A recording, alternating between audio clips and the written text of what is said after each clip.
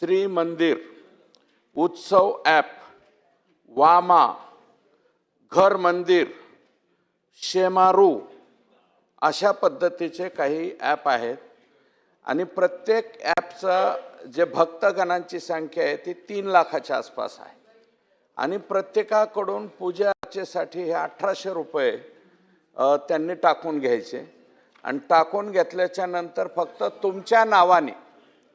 तुमच्या नावाने पूजा केली असं दाखवून त्यांना ते व्हॉट्सअपवरती फक्त पाठवायचं, एवढं काम हे लोक करत होते।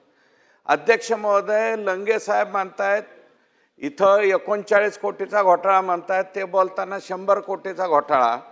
या सगळ्या ॲपची आणि एकूण भक्तगण आणि त्याला पैशाने गुणलं तर 500 कोटीपेक्षा जास्त पैसे ह्या ॲपमध्ये जमा झालेले आहेत अध्यक्ष महोदय, 500 कोटीपेक्षा जास्त।